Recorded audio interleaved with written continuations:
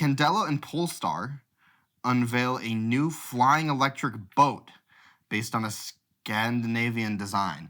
Now, flying boat, don't get your heads too high here. It's not like it's got wings and will actually like take off. That would just be a float plane. But it does use hydrofoils. If you've seen hydrofoil boats before, they look pretty weird and they're also pretty cool to see. The extra thing here is that it is an electric boat, which is also kind of cool to see. Two things you don't think that go together, electricity and water, seem like a bad time. But this boat actually genuinely looks pretty cool. I mean, it looks similar to what you're used to seeing for like a wake boat or, oh, should I say sports boat? That's probably the better one as a sports boat. There's no tower here for a wake boat. But nonetheless, it looks like your typical sports boat. And it does have a little futuristic-y look to it. And as you can see here, it actually has some pretty cool renderings of just what this thing is capable of. I just opened a photo. I don't know how to leave. I'll click back. Now, the seats here also look pretty cool.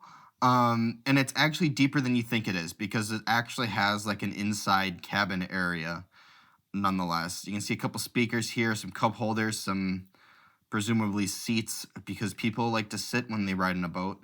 And that's in the front little cabin area here. And then you just got the main area with two holes here in case you want to, accelerate fast and send your passengers out the side of the boat. Totally capable of that.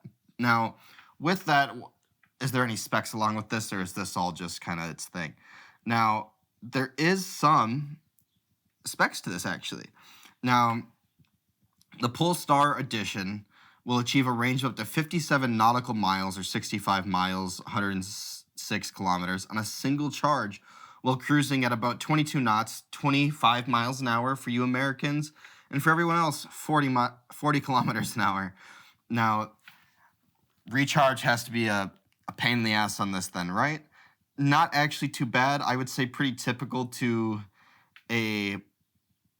now, I'm going to say pretty typical to an electric car, but that's actually not true at all. Recharging takes about 2.5 hours on a 230 volt 3-phase outlet or an overnight on a typical 230 volt 16 amp wall outlet. So slower than an electric car, but really cool. And as you can see here, this is what a hydrofoil boat looks like. You can see it actually sits pretty deep in the water when it's in the water, and then as you accelerate, you rise in and out of the water here.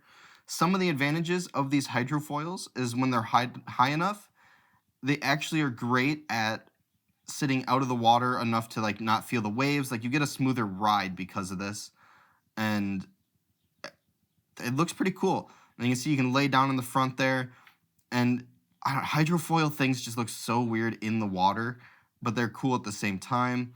So Candela has a bunch of other boats and stuff they build, but you got one big hydrofoil in the front and a smaller one in the back, helps stabilize you. Now, the other weird thing is because the boat's not sitting in the water causing a huge wake, since there's less displacement when you're at, whatever the top out throttle is here to get to the hydrofoiling level, you would make way less noise in the water because you're displacing less and there's no motors. So it'd be a weird, almost silent ride at the same time. Now, pricing for this will not be cheap. Pricing will start at $450,000 and production will take place starting in June, basically. 2024 is when deliveries will go out. So production is going to actually happen soon. They're building it in Stockholm, Sweden. Cool to see. It's actually, there hasn't been that much in the way of electric boats. One of the bigger questions is, in what way do you store the boat on, like if you leave it in the water all the time, how do you run power safely out there at this voltage for your boat and not have to worry about it at all? But yeah, when you are done, the hydrofoils can be fully retracted when not in use, which I'm guessing means you can also, in theory, go in actually some decently shallow water compared to not. Only downside here is I wonder if you do hit a if you do hit a rock, how expensive is that going to be? If you don't know exactly where you are and that back rudder there, or back hydrofoil here with the propeller hits the, it could be in for a doozy. I mean, it could be a bad day on the water. But nonetheless, cool concept. Glad to see electric boats are on their way.